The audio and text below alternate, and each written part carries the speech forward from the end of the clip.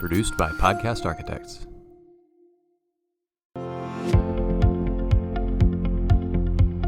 Howdy, welcome back to The Path Forward. This is episode 2, part 2 of our recording with Lee Bratcher from the Texas Blockchain Council, and we are excited to get going.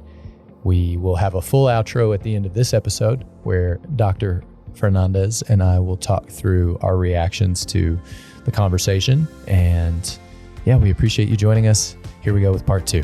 You brought up Mark Cuban though, so tell us a little bit more about that experience and what did you get to ask him? How long did you prep? Were you in front of the mirror like prepping for the questions, or how'd that experience go? You know, I didn't know I was going to get to talk to him. He walked in the front door of the building, like didn't even come in the back, didn't have an escort. He just came in by himself to the front door of the building. Very low key. He just walked up to me, and you know, we talked briefly. And then after the press conference, I then got to ask him the question, and predominantly around crypto education and financial literacy, right? Mm-hmm. The reason why they even invited us there, the Mavs, for those that don't know, just partnered with a crypto exchange called Voyager. Mm-hmm. And I know you guys were familiar, but maybe some of the listeners hadn't realized that. And this is a corporate sponsorship, just like FTX with the Miami Heat, sure. Any of these things. And the only reason they invited us, because we didn't, we're not a corporate sponsor of the Mavs, we're a nonprofit. They bat away our small sponsorship dollars. They invited us to be part of the conversation for future education, financial literacy, high school, even athletes who are using this technology to maximize their contracts with royalty rights, and or even they just want to invest a little bit, but they don't know where to start. So we want to participate, and they've invited us to participate in some of the educational opportunities around there. Because as a nonprofit, we can kind of bring in subject matter experts that aren't shilling one thing or another, right. Very broad, financial literacy type stuff.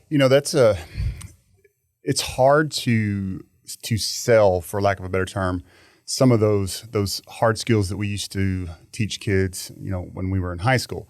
Part of it takes something like that, like a Mark Cuban or a partnership with Voyager or this new crypto metaverse, to get kids interested enough to actually invest their time into learning about this, or to ask their parents or to ask their schools or their teachers. Because if I were just to tell you, hey, you're going to have Finance 101 and we're going to do our taxes and I'm going to show you about car insurance and credit card insurance, like those things are highly important. Yeah. But they don't, when kids have all these different choices when they're in high school, that doesn't resonate with our kids. But crypto does, Bitcoin does, Dallas Mavericks, that does. Yeah. Now we've shifted the narrative to highlight what we know kids are going to need, right? Yeah. And so I can draw kids into that, right? Hey, you're going to learn how to invest. You're going to learn how to compound interest. You're going to learn what yield farming. You're going to learn all these things that are up and coming that athletes are doing and movie stars are doing because they need to, right? Mm-hmm. So I think there's a huge opportunity there. I'm hoping that takes off and that soars, because, man, that's another way to get it into the hands of our kids, the technology component of it. So that's pretty cool. What did you have any questions you wanted to ask him that you didn't get a chance to? Like, was there one that you had on the... Oh, yeah. I mean, millions, right? Millions of questions around, I've always just kind of, I don't know, admired is not the right word. I have immense respect for him, just as an investor, as, he's almost like seeing ahead of the curve on the technological emerging tech front. So I didn't get to ask any of those questions. I also really wanted to ask him, and not really even ask him, but just talk to him about Bitcoin and Ether and DeFi, mm-hmm. and these things. He's such a loud voice. He's not loud. What I mean is he's got such a big megaphone. Yes, people listen when he talks. And if he could just adjust his message a little bit, I think he could be, immensely influential to the West and the United States in particular, moving in the direction that I think we need to move in, which is decentralization, moving away from the kind of the Chinese authoritarian financial surveillance, right? Police state type stuff. He can do that at the grass level. He's on Shark Tank. He's got the audience to really train the next generation to be thinking about things like privacy, decentralization, value, trade-offs, right? Like even the Bitcoin piece, like, it uses energy. Yeah, so does everything else that we do in the world uses energy. Bitcoin mining uses less energy than Christmas lights. Right. And we derive value from Christmas lights because they're aesthetically pleasing. It's nostalgic. People like them. We derive I can't say infinitely, but significantly more value from a sound money ecosystem like Bitcoin than from Christmas lights. Right. So put things in, if we put things in I don't know, my wife might argue. Okay. Yeah. But yes, point well taken. Yeah. Well, I mean, and to even bring it more closer to home, that's something with mining in the word. Zinc mining uses more energy than Bitcoin mining. And Jason Lowry, it sounds funny when I say this, he's from Space Force, like legit. He's a Bitcoin researcher for Space Force. Okay. He's doing his PhD dissertation on Bitcoin and national security. He's probably one of the top DoD thinkers on Bitcoin. And he had a kind of a thought stream the other day, a logical train of thought where he was saying all the other value transfer mechanisms throughout history have been secured with blood, right? Oil, gold, real estate, all these things are secured through rule of law at the end of a spear or the threat of force, right? At the end of a barrel of a gun in the 21st century, right? So Bitcoin is the first value transfer system or store of value that is secured through code. It's a complete sea change. That's revolutionary. Mm-hmm. What do you think the hesitation is? Is it just the education piece? People don't know exactly what it is and what it. I think so. Yeah, I think so. I think just like the internet took years for people to adopt, and people in our parents' and grandparents' generation said, "Oh, I'll never have to learn that," and then like 10 years later, they have an iPhone. Yeah. You have no choice. You have no choice. And I think 10 years from now, we'll all be using blockchain. We just don't know. We don't know that we're using certain internet protocols. We send an email. I think it's called SMTP. Yeah. For email communications. I mean, I can barely even remember the name of the protocol, much less how it works, but I use it every day. Right. Yeah. So SMTP is the outgoing one. Yeah. Yeah. Something about packets of information. Again, showing my computer science illiteracy. Yeah. I think the other hesitation, I mean, it is fear of the unknown, but at some level, if you talk about the internet, unless you're getting into what for many people was kind of the defining one, which is I don't want to put my personal information online. And especially you start talking with the boomer crowd, you start talking about social security numbers and that crowd gets really twitchy. Like not everybody. Just tell them like, obviously. Hey, Experian was already hacked. Everything, your social security is already on the dark web. Yes, it definitely is. It's not everybody, of course, but frequently, yes. I think in this case, blockchain and Bitcoin get to that point of discomfort even faster than the internet did, though, because we're immediately talking about money. And when people say, when the worst case scenario is all my money could disappear in 5 seconds, 5 microseconds, that people are like, show me 10 years of clean operation around the world, and then I'll sit down with you. Yeah. Is that at some level, is that a fair position? Yeah, it's reasonable. Yeah, it kind of is. Now, do I think that people need to be paying more attention to this stuff? Yes. Also, yes. But I understand the hesitation. No, I do. I was listening. So every day I have this routine where I'm listening to several podcasts, a lot of them are crypto based, right? But all of the big money, all of the smart money is already down the road of changing how they're doing things, particularly in finance, right? The banks are having to jump on board. Every day I see new oh, well, Bank of America is going to have to offer this because people are asking for it.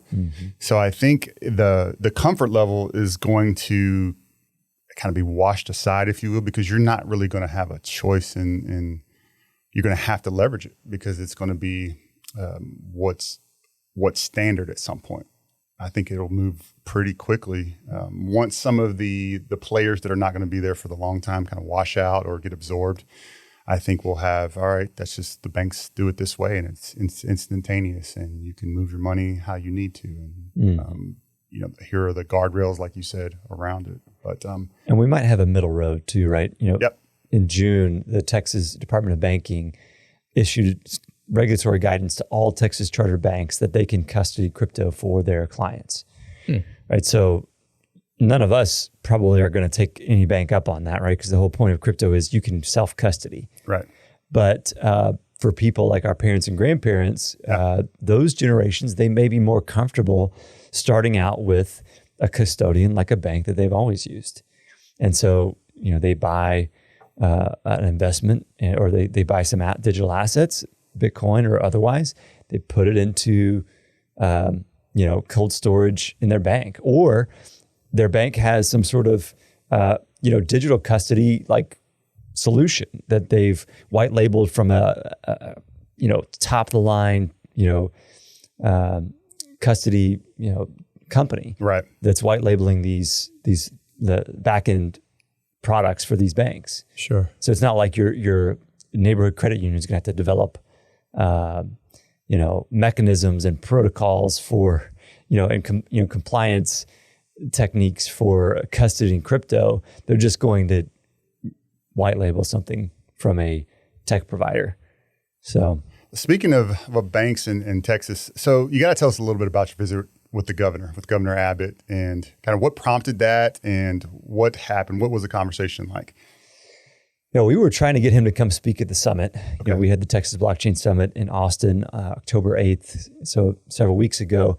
And, Senator Cruz came and spoke, SEC Commissioner Hester Peirce, Senator Cornyn, Senator Lummis, CEOs of very large crypto and blockchain, companies, Bitcoin mining companies like Argo, Rhodium, Whinstone, Riot, Core Scientific, Compass, the list goes on. So there's a lot of energy around that, and he couldn't make it. Now, I don't know if this is true or not, but this is what I like to think, that he was sad that he couldn't make it because he had an obligation in Dallas, that weekend that he couldn't miss.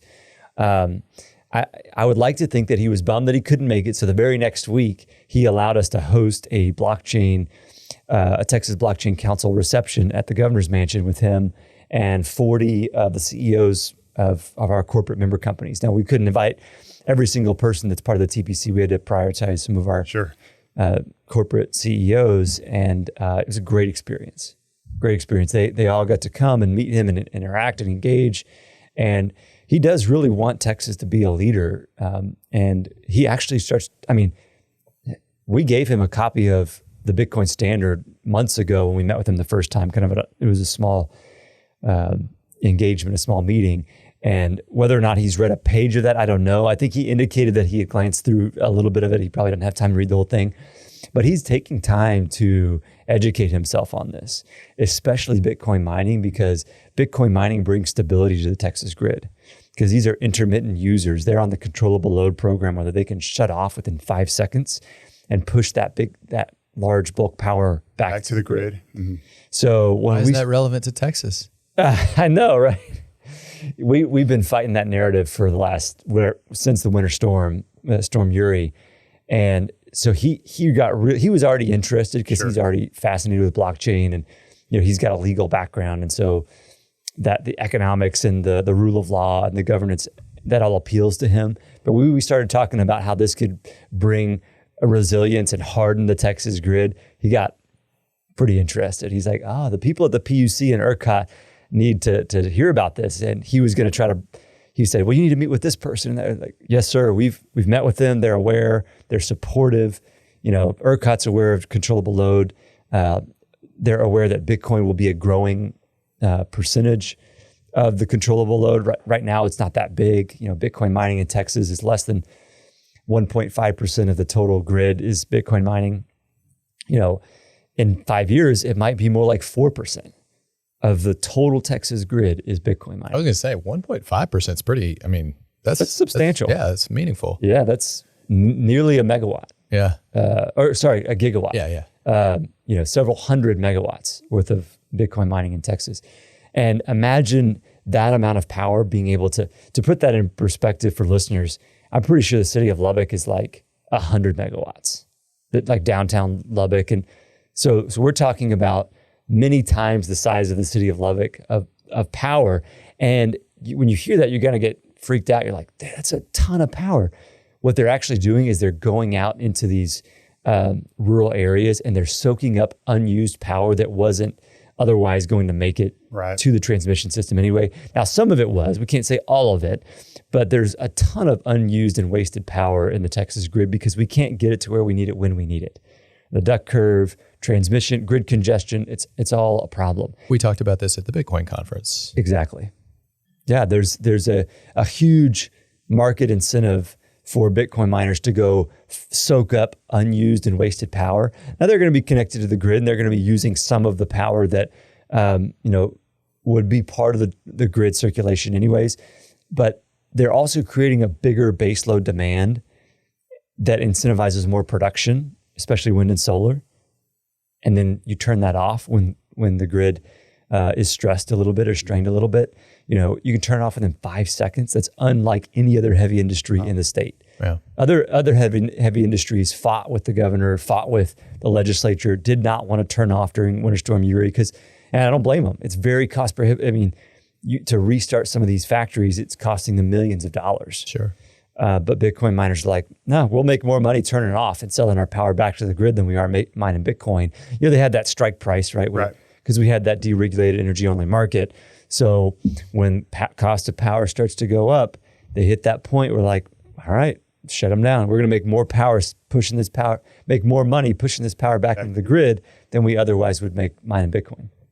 You talked about the connects that Governor Abbott wanted to set up with you guys, and you said, hey, we're fortunate we spoke with them already, which kind of leads me to a question of, if there's one yes that you feel like is most important to still get, like if you could talk to one person and get a yes from them on some issue in the next year, what's at the top of your wish list? Ben, that's a great question.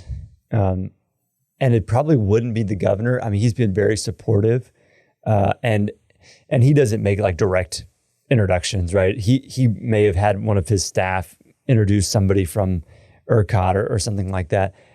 Or he may have just said, hey, you've got resources, make the introduction on your own. So we certainly can't like ask him to do things like that. He's got way more important things on his mind. But the one person would actually be the comptroller, Glenn Hager. I would ask the comptroller to enable Texans to either donate or pay property taxes in virtual currency, which that's the language we have to use for Texas because that's how it's written into the Uniform Commercial Code. But if you could pay your property taxes in Bitcoin or state taxes, franchise tax, that would be a forcing function that would force the state of Texas to reckon with Bitcoin. And if the comptroller allowed donations of Bitcoin to the state of Texas, just donations. People wouldn't donate Bitcoin if they thought it was going to be converted immediately to US dollars. But if the comptroller was willing to hold Bitcoin on the balance sheet for the state of Texas, there's a lot of Texans that are Bitcoiners that would say, hey, I'd give 1% of my Bitcoin net worth to that. They're not going to leave a lot, but they would give some. And so that would be my ask, is that the comptroller could facilitate either Bitcoin donations or the payment of certain kinds of taxes in virtual currency. To our listeners, you all hold a lot of influence. There are a lot of people who listen to this show, and if you'd like to help us out with this ask, you can just get us at the Podcast Architects open email. Just email us at podcast.architects@gmail.com. We're looking for a discussion with Glenn Hager. That's right. The comptroller. And we have had conversations with his staff, his senior staff, so they're aware of it. It's just going to take some political muscle to push it through. Not that, not that they don't want to do it. It's just they've got a million things. And it's not an endeavor without risk, right? There is some risk involved. Yeah. So, we need some technical and political capital to help push that across the finish line. And that could be years away, but I'd love to get there at some point. Yeah. Let's see if we can help. I was hoping you'd say to Mark Cuban, I wish you would have traded Dirk like around his 6th season. We got something in exchange for him. No, that I always think about what I would ask, like, because I'm a big Shark Tank fan. It's like, what would I ask Mark Cuban if I ran into him? Yeah, it would always be a basketball question, like silly me. Instead of asking him, hey, how do we educate kids? And it's like, what about Dirk? You could have traded him. You got so he probably would have had Steve Nash get away. Yeah. I commend you on keeping it focused. Or the governor's like, hey, how many bathrooms does this place have? Like, I'm always focused on the stuff that's not really aligned with, the mission at hand. But man, I'm just in awe of the progress you guys have made and you yourself have made with all of this. It's a team effort, for sure. We've got volunteers all around the state. Mm-hmm. We've got people that take time to go testify in front of legislative committees about this stuff. There's a movement afoot that there's a lot of people, and Texans are really proud of our state, right? You don't say. Yeah, and for good reason. Yeah, of course. We've done some things. Yes. And not me, the Texans of the past, right? We've got a history of innovation, free thinking, hard, It's a pioneering work place. ethic. Yeah, no question. It's incredible work ethic. So I think when you marry that, when you combine that history and that narrative with the narrative of decentralization, blockchain, and Bitcoin, you really get a powerful force. Mm. There's going to be a lot of just very passionate people out there that want to see Texas lead in this for the sake of the country, right? If New York leads on it, then we'll never get anything done. And New York is incredible for a lot of reasons, but they overregulate everything. Oh, yeah. So in that area, they are falling on their face.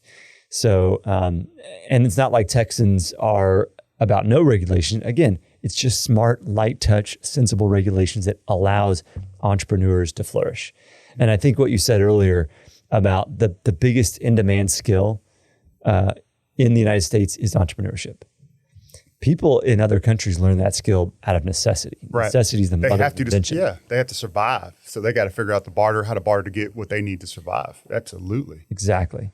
But we don't learn it here. And Naval Ravikant, I think, said it best. He talks about founder mentality, and he basically says people with founder mentality can't rest once a problem or opportunity is identified. They recruit new skills as needed, deliver results despite politics, et cetera, et cetera. And he closes by saying there is unlimited global demand for founder mentality. Mm. That's it. Like, and to teach the skill set that goes around that, the concept, like just customer discovery. Mm. How many good books are there out there on customer discovery, which might be the most like under-taught skill in the civilized world? How many good books are there on customer discovery? One. Mm. One. I mean, maybe the answer is more than one, but if it's more than one, I've looked a long time. The publishers didn't market them very well. One. Yeah. So, and there's some stuff in the kind of the lean entrepreneurship curriculum, so to speak, on customer development, but the core lesson there is just get out of the building. And in terms of, all right, now you're in a conversation or you've walked up to someone who could be a valuable source of information for you. How do you approach that conversation? One. There's just one. The Mom Test by Rob Fitzpatrick is the one that I've found. And there's a ton of other skills kind of around entrepreneurship that could demystify that process and take us away from the world of just fake it till you make it and buy 100,000 followers on Instagram and just try to be impressive instead of help people solve problems and help people realize aspirations and help people transition, because that's what entrepreneurship really is it's helping people transition. So I'm motivated. I don't know about you, Rick, but this is that last 30 seconds. We need to make that like a that's our intro. Brandon. Clip that and send it around. But it's all right here for us. Like my ask, you asked about the ask. The ask is, who wants to put this technology in the hands of kids, because they're going to have to use it, right? Yeah. And if you have somebody that's willing to do that, and an entity that's willing to partner with that, and the right people, there's zero reason why Texas can't lead in this space. Zero reason. I mean, this is a ripe opportunity for us. And we've got to do it responsibly, because if we don't do it, then they're going to try to learn it on their own. Correct. Their friends are going to teach them, and then there's some negative consequences to the blind leading the blind. Correct. Much like my Voyager balance sometimes as I'm watching the next coins coming out. But this is an exciting time, man. I can't thank you enough for spending some time with us and just giving your expertise and the overall picture. I had no idea the property component of it. Like I wasn't even thinking. I was thinking medical records, that would make sense, and some different logistical components. But I didn't even think about real estate and how that would. Anytime value is transferred, that's where you need to plug it in. There's a consortium plus value transfer equals blockchain use case. Those things not present, blockchain probably is not what you need. There was a lot of overhype early on, and so I think we need to kind of narrow the focus. Right. Value transfer and a consortia. So, before we let you go, give us one funny story from the Army, basic training, something. You got to give us one, because my dad has a ton, so we got to hear one. That's awesome. Yeah. Man. Okay. So basic training, we're learning grenades. Okay. all right. We're learning grenades. You have our attention. We're all lined up, right? We're throwing dud grenades and everything. And you get up there, the drill sergeant's got you, you're in front of you're in a bunker, and you get the live grenade, and you walk out there, and like the Army's very risk averse on this kind of stuff, right? So it is nowhere near, a traditional combat situation, right? It's very controlled environment. And so this one guy takes a pin out of the grenade, goes to throw it, barely goes like just a few feet in front of him. And the drill sergeant who's with him grabs him, and thankfully they're in a bunker. So he grabs him and like yanks him down to the ground. And all the rest of us are way back, like 20 yards back behind these barriers, right? So there's no risk to us. Right. Just the two of them out there. And he grabs him, pulls him down. Obviously it goes off, and they're safe because they've got these bunkers built. But the drill sergeant did it in such a way that, they kind of do it like forcefully, right? Like to teach him a lesson, like slams into the ground, and he gets back to us. He's like, rubbing his shoulder. He's like, man, this drill sergeant smashed me into the ground. And we're like, why didn't you throw it a little further? And he's like, I didn't think it would be that heavy. It shocked him how heavy it was. So he didn't get it that far. He just lobbed it like it's a smoke bomb out there. I guess he thought it was a smoke bomb, or some sort of like, in the movies they throw a grenade like 80 yards. Yeah. Right. And they are pretty heavy. Yeah. Well, they like 5 pounds, 2 pounds. How much do they weigh? Shoot, I don't know. Between 2 and 5 though, probably not more than 5. Did they give you like the satchel because you played baseball? It's like, all right, if we get to a wartime situation, hardly. Throw hop this one. Yeah, no, literally, they don't allow you to throw more than one grenade. That's how cheap the Army is. Like you get one live grenade in training total. Oh, wow. Like, because more, it's expensive, right? Every grenade costs a ton of money.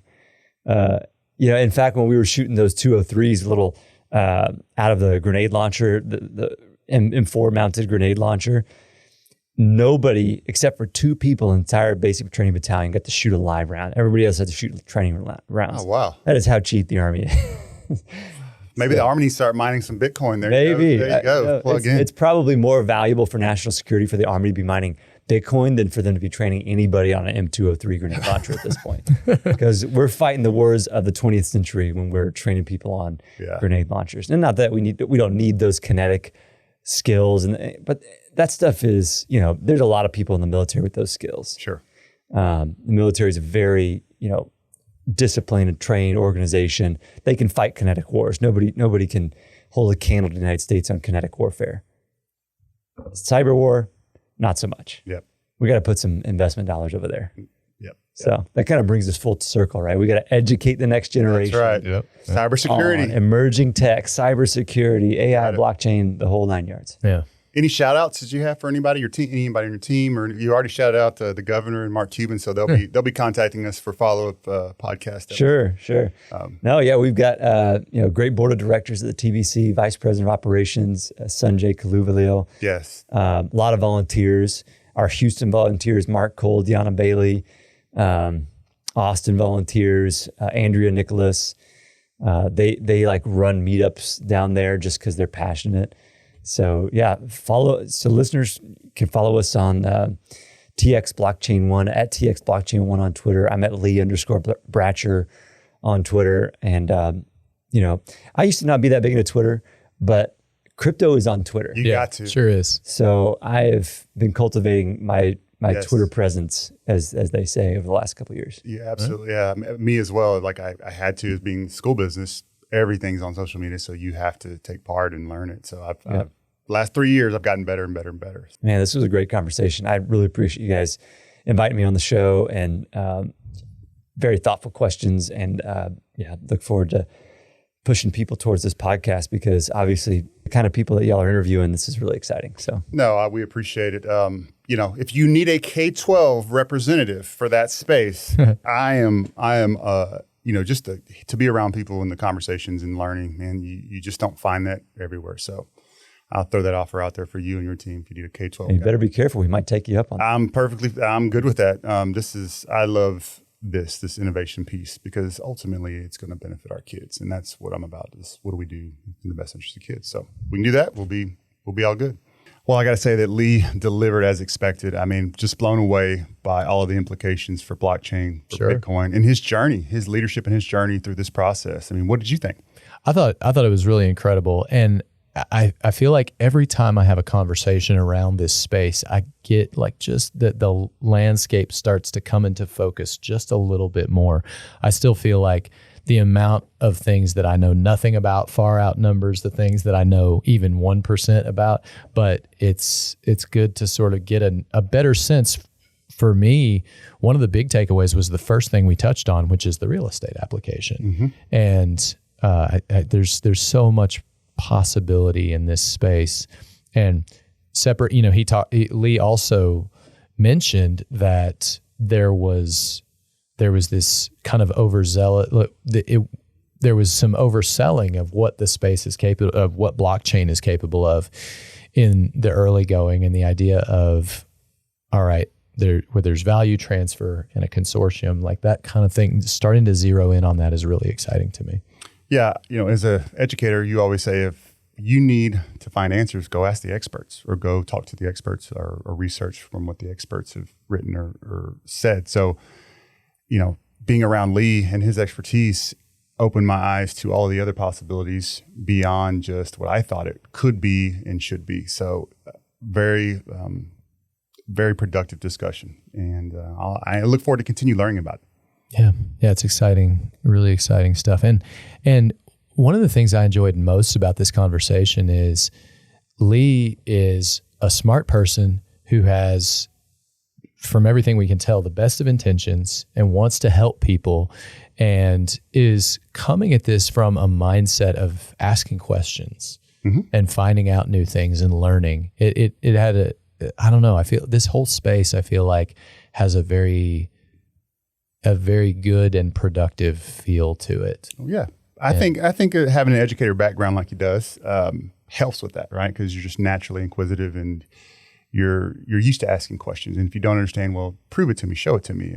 Let's see the research behind it. So definitely got that sense from him. So I think that he is definitely going to move the needle for blockchain, for Bitcoin, for our local entities. And hopefully Texas will become and remain a leader in the space. Yeah, I think that's true. And I think conversations like this one hopefully can help advance the ball in terms of blockchain and Bitcoin and crypto in general being being constructs that serious conversations get built around, hopefully engaging conversations as well, but serious conversations where it's not, hey bro, it only goes up, like that. Right. I feel like that kind of stuff is obviously fun for the memes, but when the serious conversations start to take on that tone as well, I'm out. Gotcha.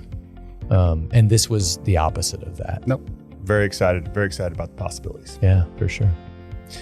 To our listeners and viewers, thanks for tuning in. We appreciate you joining us, and we look forward to seeing you on another episode of The Path Forward. Thanks, Dr. Fernandez. Thank you.